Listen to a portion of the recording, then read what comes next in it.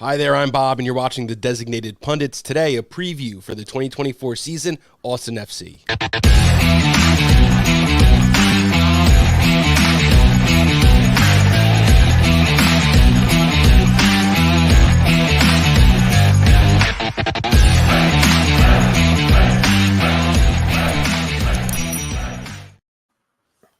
Welcome live on a Sunday morning, or if you guys are watching the replay, make sure you hit that subscribe button. That's always going to help us bring you new, fresh content. You can also find us at the Designated Pundits wherever you listen to podcasts. So thank you for joining us this morning, and thank you to our guest Hernan from WeAreAustinTV. How you doing today?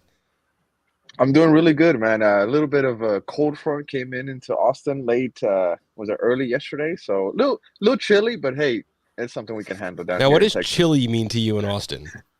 For me, bro, anything under 60 is cold, bro. Cool. That's me. Cheers from the East Coast. We just had I know you guys probably snow got day earlier snow. this week.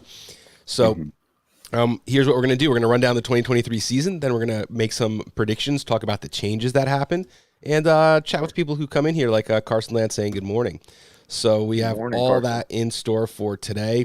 Thank you, everyone, for tuning in. Let's get after it. Let's talk some soccer. 2023, Austin FC, kind of a fall from grace. 10, 9, and 15, finishing 12th in the West. They missed the playoff by 5 points. 55 goals allowed, third worst in the West. 49 goals scored gave them a -6 goal differential.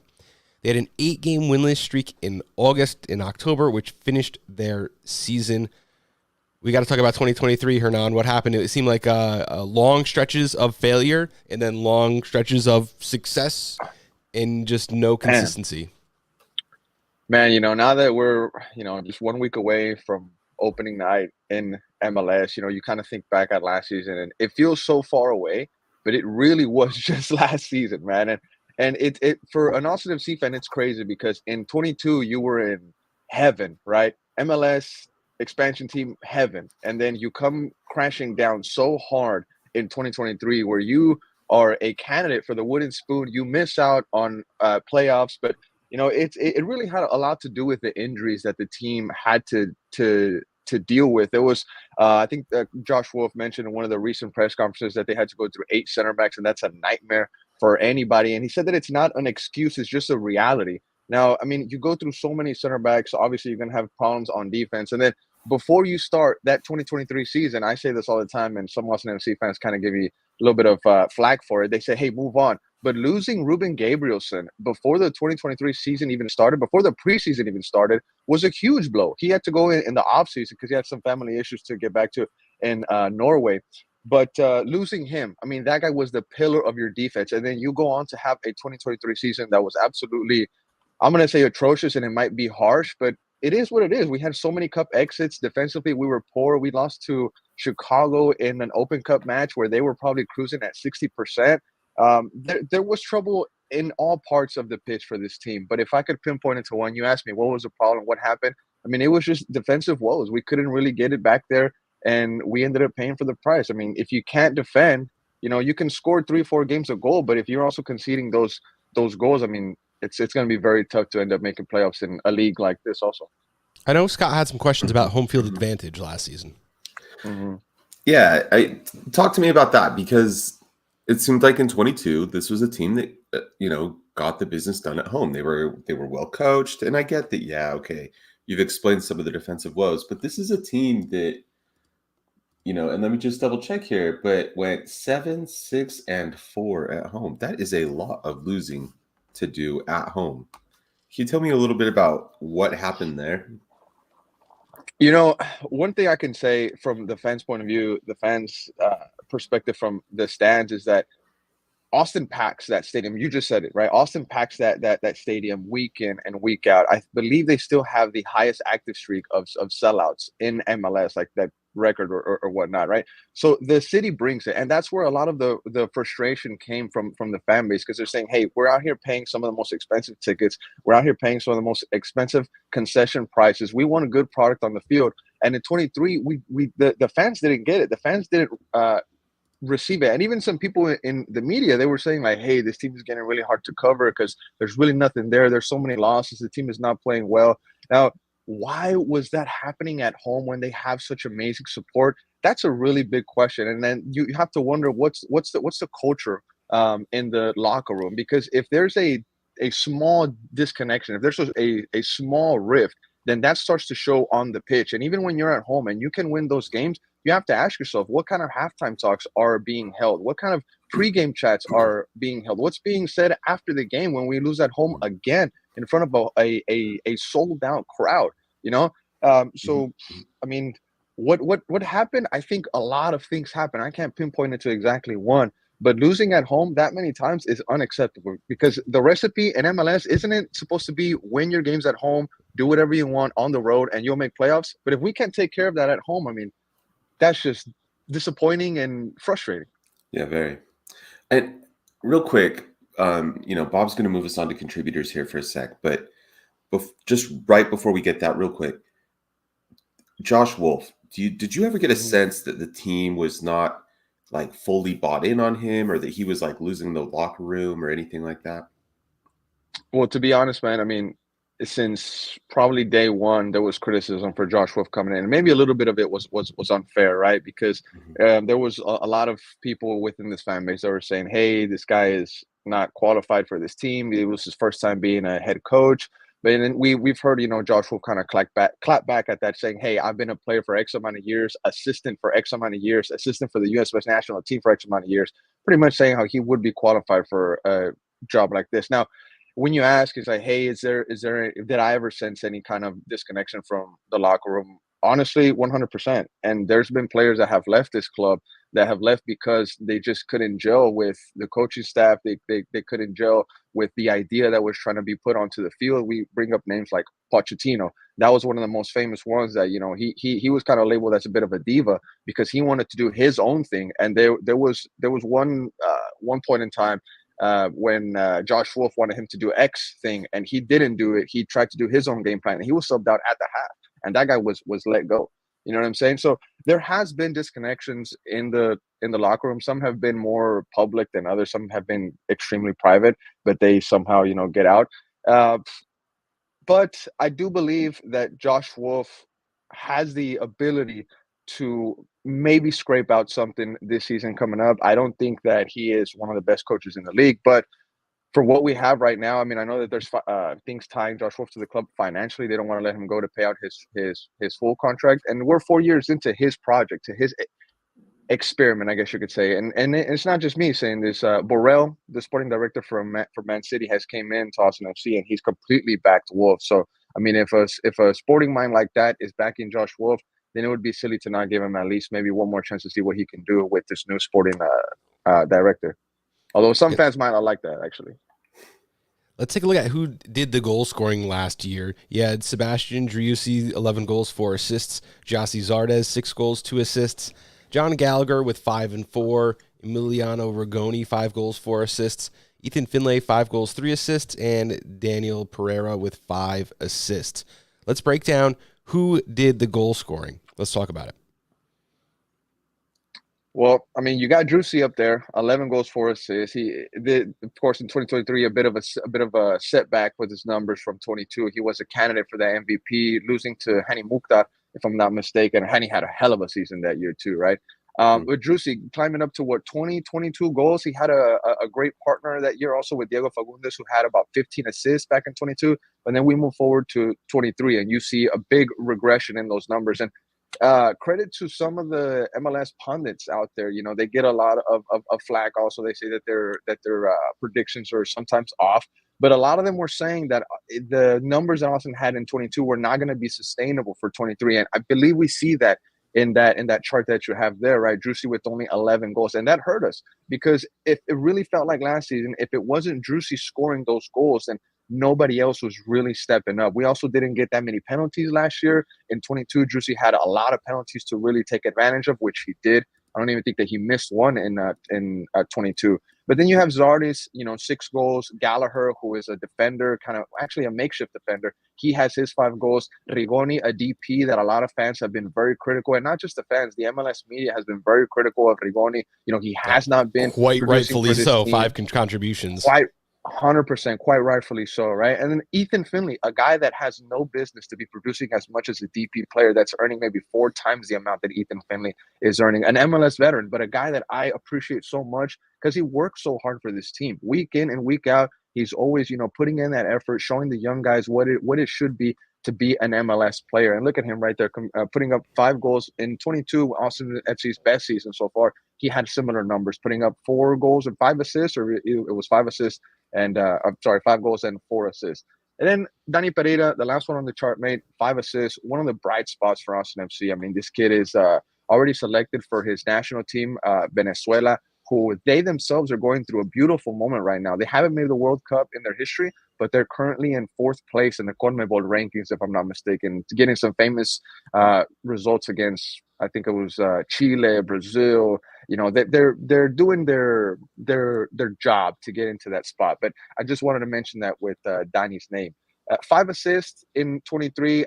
Hopefully he can get some more goals in 24, because we saw against Charlotte that he had a bit of a rocket, and he got one off the top bar and it went into the back of the net. That's when we beat Charlotte FC, when we went out there to the bank.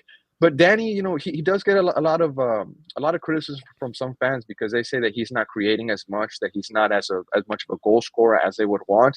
But Danny is a guy that really just likes to break the lines and move it forward, and then lay it off to a guy like Drusy Dior, lay it off to the wings to a guy like Rigoni, Ethan Finley, right? That can move forward and create those chances for the striker. So I really like Danny. I'm happy that you put him in the 2023 contributors graphic, because he's so important for the midfield in Austin, even if he doesn't have those flashy numbers like like a Almada signing. You know what I'm saying? I really like Danny.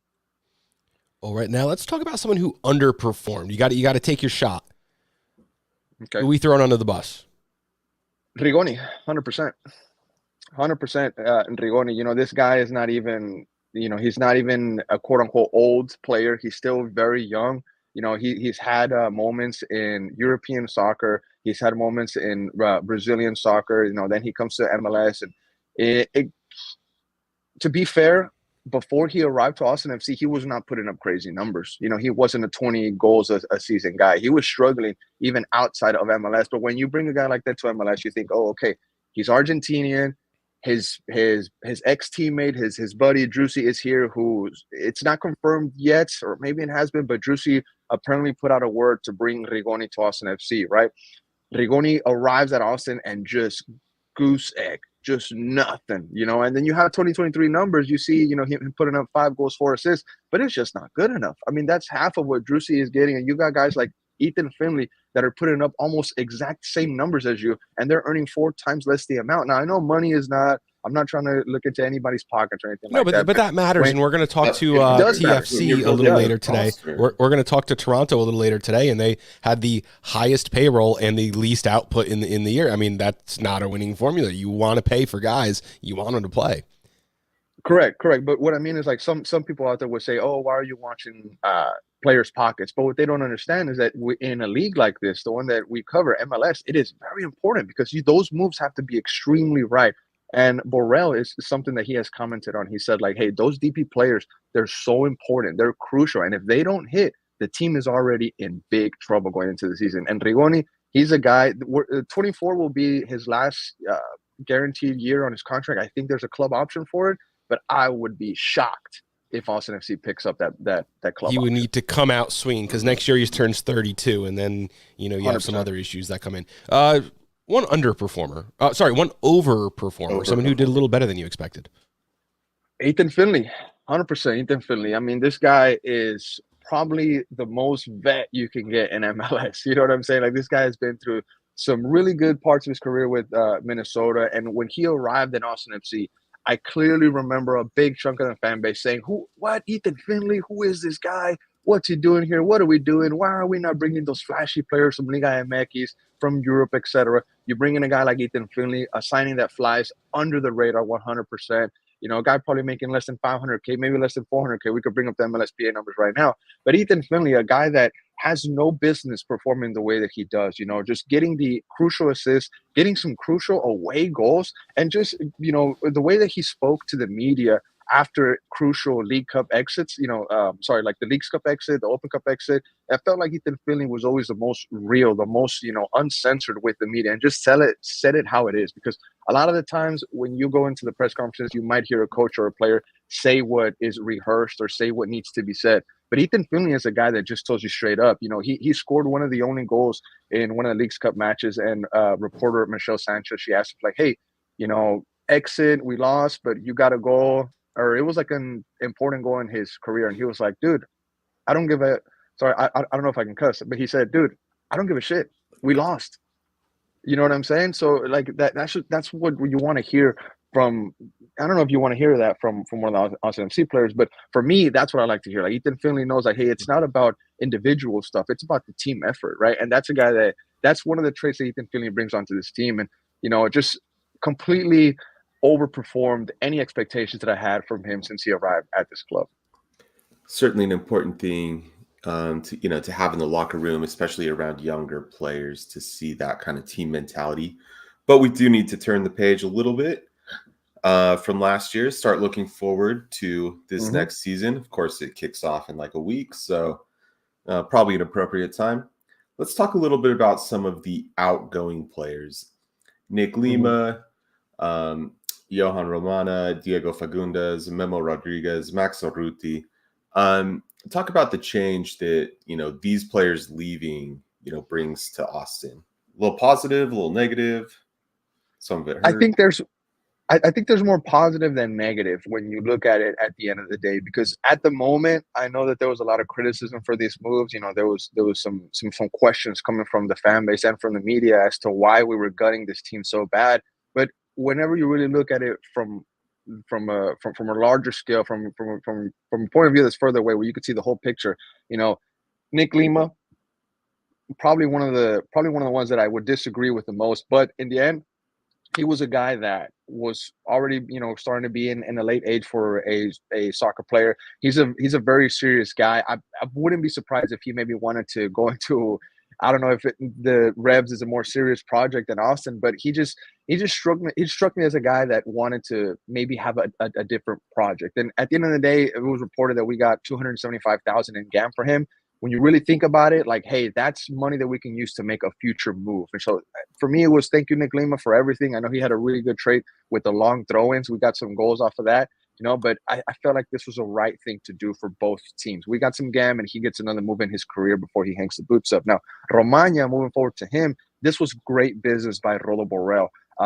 I know a lot of the fans wanted to see Romagna succeed in Austin. He's a very young, center back from Colombia, a unit in the air. He's dominant, but he has mistakes with his feet, and he's not the fastest. Now, we know that the MLS is getting faster and faster every year, but he did have a successful run with Olimpia of Paraguay.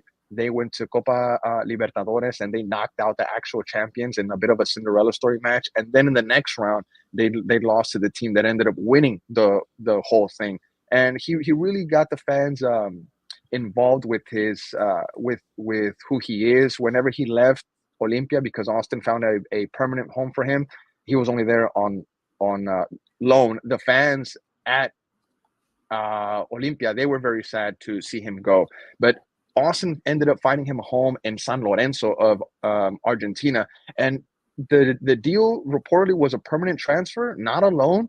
And apparently Austin got about $700,000 for this guy, who hadn't played in the team for over 2 seasons. He'd been on loan in Paraguay, and then he was going to be gone, right? To get $700,000 for a player you hadn't seen play in a very long time and kept arriving unfit to preseason, according to Josh Wolf, saying that he arrived maybe a little bit overweight than what he would like. I mean, that's just good business. I'm sorry. And that's on Rodo Borrell. That's what Wolf has been saying. The next name, that's the one that stung the most, Fagundes. I mean, I mentioned earlier how he had 15 assists, and it really helped Juicy with his 2022 stats. I mean, Fagundes was more than just numbers for the city. In Halloween, there was little kids that would buy an Austin FC jersey, get their parents to like color some tattoos on them with some Crayola markers and dye their hair blonde or purple, because Diego had that little bit of a hair thing, right? And they would go trick-or-treating, and they say, hey, who are you? I'm Diego Fagundes. I mean, he had embedded himself into the city. So when it was announced that he was being traded to the Galaxy, it hurt a lot of the fans. I mean, there was there was a bit of a going away party for him that was organized by Richie from Otra Por Favor. Shout out to him. Maybe there was other people involved, like the supporters group. But maybe I'm going to go on a limb here and say that maybe at least 100 people showed up to Hop Squad Brewery to say goodbye to Diego. And at least 20 people were in literal tears, bawling their eyes out because Diego meant so much for the city. Now, when we get into the numbers of this trade, I mean, it was up to 900,000 in GAM, and you got Memo, who we're going to talk about here next. But it was always up to. So in a best case scenario, you could get up to 1.2 mil for Diego Fagundes after everything was said and done. I don't know exactly how much we got, but it still hurts to really talk about Diego to this day. Now, the next name on here, Memo, he just got picked up by Sporting Kansas City. I think he was on trial with them, and they ended up putting the nail in the coffin. He gets picked up by them. But for me, Memo, I think I didn't see enough of him. I wanted him to get more opportunity because one thing I liked about him is that he has a really good cut-in shot. He would go down the wing, cut in, and just curl in a beauty. Most of the time, it was on target. There was a few times where it wasn't. But I just think he didn't get enough opportunity here in Austin. Now, was he ever part of the plan? Was he ever meant to get any opportunity or any minutes? Maybe not, because if he reached a certain benchmark, I don't know what exactly, either in minutes or in assists or in goals, we had to give LA Galaxy more money, right? So it kind of makes sense as to why Memo wasn't really given his opportunity in Austin, because it was part of a bigger business move. Although I wish it would have ended a different way. And I'm happy that he has a club in Sporting Kansas City. Now, the last guy we have on the chart here, Maxi, this guy was making too much. He was making too much. He was making over 700,000 counting against that cap. And he was only scoring 3 goals, right? I believe his best season with Austin, he managed to score 9 goals. Wasn't even double digits. But this is one of the names that I'm grateful for their service in a great year like 2022. But when we move forward, the striker position is something that has been just in shambles for Austin FC. And Maxi, thank you for everything, but I'm happy to see you go. All right, so let's talk about some of these incoming players. Let's talk about some of these changes. Guillermo Biro, Yader O'Brien, Matt Hedges, Brandon Heinzike, and Diego Rubio. I mean, first off, credit to Austin. Bob and I were talking about this a little bit earlier. Absolutely. Austin saw the weaknesses, especially in defense, and went out and targeted that. We've covered a lot of teams, not so many teams that we can actually say, hey, they saw the weakness and they went out and targeted that. Of these incoming players, who excites you the most? Man, that's a really good question, because I was on Gold's TV not too long ago, and I was kind of like criticizing Austin, saying, hey, like, my main doubts are in the numbers. Like, Austin, for a point in the preseason, was working with 8 to 10 guys from the MLS Next Pro roster. That's a red flag, because even though those guys won the championship the season before, that step up is huge. And then, like, literally days later, they got Rubio, they got Heinzike, Biru got to Austin. So I was like, dang, like they're kind of shutting me up. You know what I'm saying? Like, okay, Austin, all right, cool. So you asked me what name excites me the most in the incoming players as of today, right now. I'm gonna say probably Hernan O'Brien. And I know that it might not be the most popular name on there. He's a real quiet guy, but I just love how fast he is. I love how sneaky he is. He's able to get like behind players. He's able to nick the ball from you, and he has speed, right? And he's already impressing in preseason. He ended up with 3 goals, I believe 2 assists. But then, one name that I could have put over O'Brien, but I have my doubts with him based on the injuries that he had last year, and that's Rubio. I mean, 3 games, 3 goals in preseason. He clearly came here to work. My doubts with him are in the injuries, but we have one of the best medical staffs in Austin. They won an award last season. So if he can stay healthy, we already see what he's doing in preseason with the team that we have. I mean, if he can carry that on, I see him taking that starting position from Zardes 100%. But one more name I'm going to give a shout out to is Biru. Biru, I'm very excited for him because I don't really know much about him on the pitch because, it's hard to keep up with the Brazil Serie B, especially his team Mirassol, if I'm not mistaken.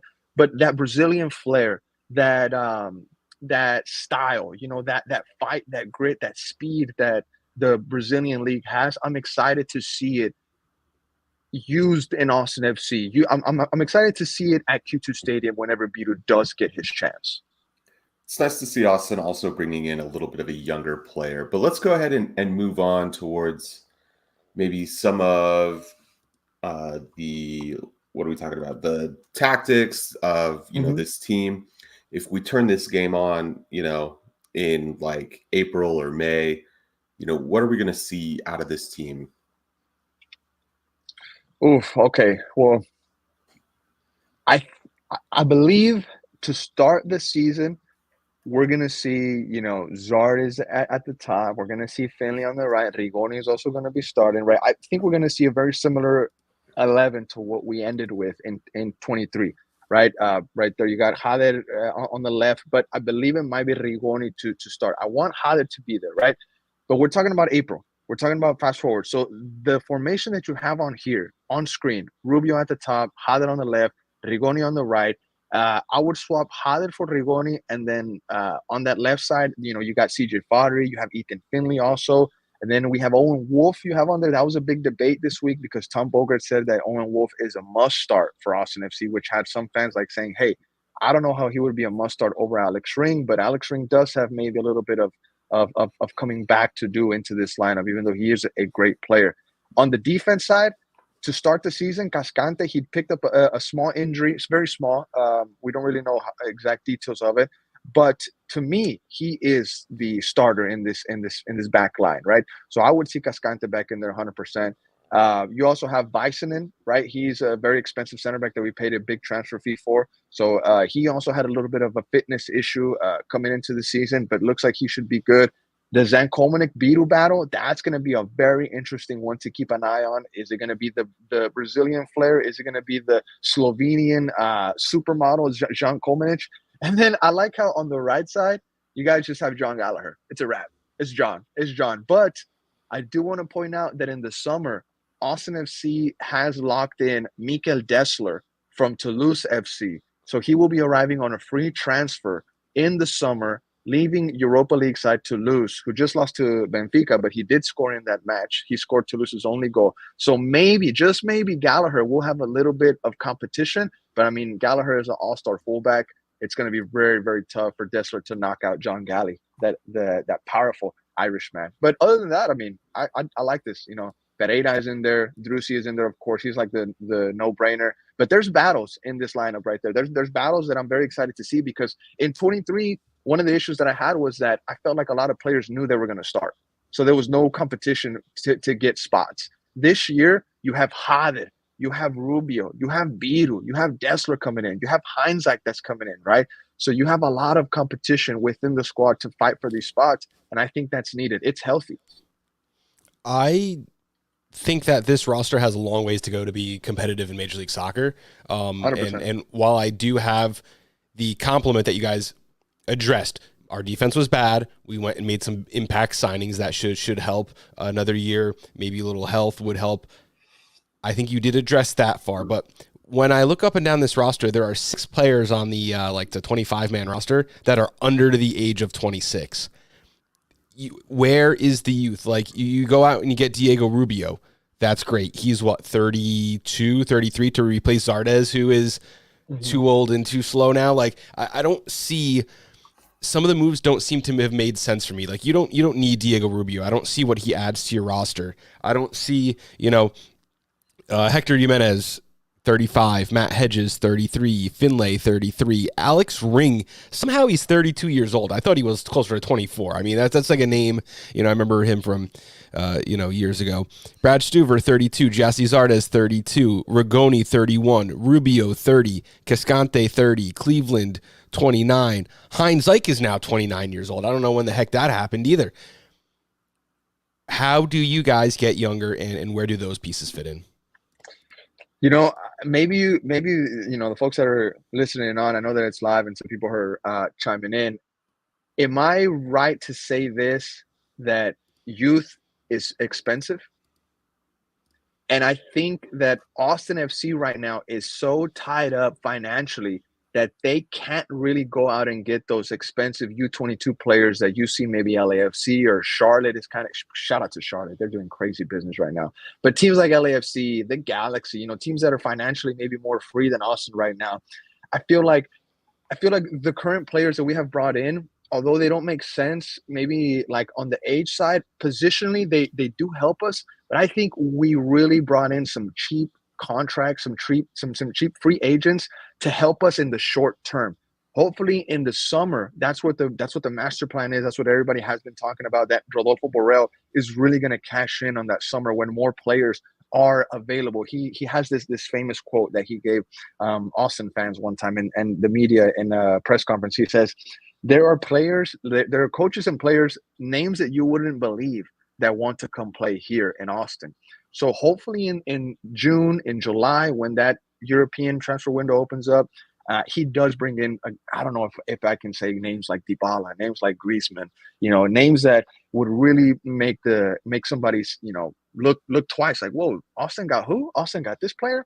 But instead right now, unfortunately, we're bringing in older names like Rubio. You mentioned it, 100%. We're bringing in older names. Part of that is a result of being such a young team. The expansion draft for you was only a few years ago, and there you just pick known commodity players, and then you went out and got Driussi. You're not afraid to spend, but to me, it's kind of you need to get the pipeline back and working, because if you're not spending on youth, then you can't sell. Like, who on this roster can be sold at price? I don't see a single player. Owen Wolf, Danny, Fadri. Those are names. Fadri, right? Now, that's what really was one of the main talking points about the Fagundes situation. I mentioned how people were crying, people were very upset, but Borrell, how he explained it was like, hey, this is one of our best assets that we can actually let go and people will actually want to buy. There's nobody else on this team that we can sell for X amount of money and bring in somebody else, because nobody wants some of these guys. Fagundes fit that profile, and Galaxy said, you know what, we'll give you 1.2 mil or 1 mil or up to whatever. But there's a lot of players on this roster, just like you said, I agree 100%. We can't move them, right? So we can only move what people want. You can't sell a product that nobody wants, right? Or you have guys like CJ Fadri, you have guys like Owen Wolf. Danny Pereira's situation is a little bit complicated because of his legal status in this country.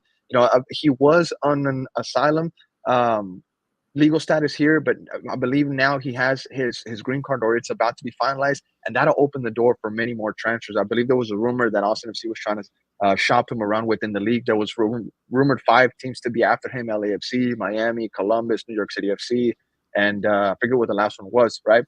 But there are very few players on the roster, just like you said, Bob, that can be moved, that can be sold to bring in somebody else. There are a lot of older players, and that's one thing that Rodolfo Borrell has been very frustrated about coming into Austin FC. He said that the mess that the previous sporting director left has not been easy to deal with. We're talking about Reina. We all know what happened with him and the World Cup in Gio. At the same time, he was our sporting director. Everybody forgets that. Everybody likes to talk about Reina and the World Cup and Berhalter. Well, guess what else was going on at the same time? He was our sporting director, right? And he just left us just off to the side.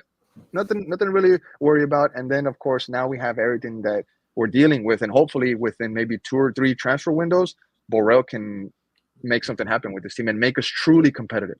I think one thing I'll say in defense of this older roster is, especially, as Bob brought up, when you're a newer team and you have to take established players and known quantities to try and establish yourself, just to, be competitive the first couple of years or whatever. And then you can start to transition and actually build a project. But even with that, now that you're a little more established, you sometimes need older players, established players. You need guys like Matt Hedges to come in and stop the bleeding. You have a problem, right? Part of fixing the problem is stabilizing things. Because if you bring in young players and throw them into bad situations, that doesn't help them. So sometimes it is about bringing in older players, leadership, who can help stop the problem. But then, towards younger players, I do think it's also about finding value in sometimes unconventional places.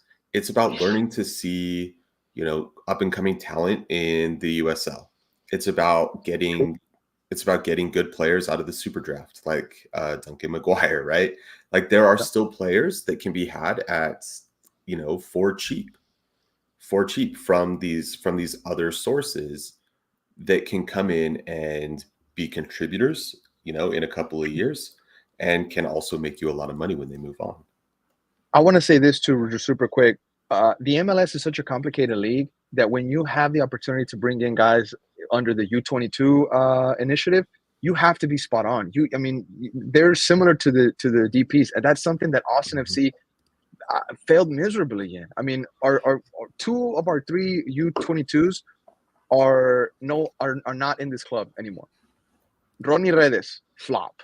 First historic signing under the U22. This guy was a flop. I'm sorry to say it. I know maybe it's not as professional to say. I apologize, but he did nothing in this team but earn money. That's all he did, right? Moving forward, Moussa Jite, a guy that scored a hat trick and got us into the playoffs against RSL. He probably lives off of that hat trick, and Austin FC fans still love him so much for that. But he's in the second division of Turkey right now on loan until the summer, and he's been on loan for a while, right? He was on loan in France, if I'm not mistaken, for all last season. And then we sent him to the second division of Turkey, which means that the club doesn't want to bring him back. They're trying to find short-term solutions for him until we're able to get rid of him. Our third U22 player is Jean Kolmanich, who's still in this club, very good left back, but coming off of a tough injury that had him out all last season. He had a season-ending injury where he tore his ACL, and he was out all 23, right? So our only U22 guy, those young players that we said that we got to hit on, is only Jean Kolmanich, and he's a defender. The two attackers under that U22 have been, I don't want to say a flop for Musa, but one of those guys, Redes, terrible signing. Absolutely. We got to wrap it up now, so I'm going to ask you to take your crystal ball out. We're going to fast forward to October, 1 through 14 in the standings. What's a realistic expectation? 9th or 8th. 9th or 8th, be happy with 7th. That would be masterful. But 9th or 8th, I said scraping playoffs or just making it. Honestly, I think that even putting a team like Austin, especially after the 23 season that they had, is maybe a bit generous. And some folks will say, there's no way you're going to make it. Because a lot of other teams got better also. It's not just Austin making moves. Everybody else is making moves to make themselves better. So I think this team later on in the season does get it clicking. They do start gelling. We got some very interesting players that came in. Rubio's looking all right. Hader O'Brien is looking very good. And then you got guys coming in the summer like Dessler, and hopefully they're going to help seal those cracks in the defense. You got Heinzike, who came here, free agent from DC. So we'll see what happens, right? I mean, I'm saying 9th, since it's easier to make it to the playoffs. 8th would be awesome, and 7th would be just securing that spot would be fantastic. But, I mean, I don't want people to think that I'm overselling this team, but I think playoffs should be a realistic goal for this team. All right. Thank you so much for joining us again, Hernan from WeAreAustinTV. It's always a great time. Let us know where we can find your work. Yeah, man, just like you said, man, you can check us out. WeAreAustinTV on X, formerly known as Twitter, whatever you want to call it. I call it Twitter. You can check us out on Instagram, of course, Threads. I don't know who still is on Threads, but we post stuff on there also. Apple Podcasts, Spotify, and YouTube. You can check us out at Top Flight. But yeah. Thank you so much. We'll have to do this again real soon. Gentlemen, have a great day. And everyone out there watching, thank you for tuning in. Make sure you check the other 28 team previews.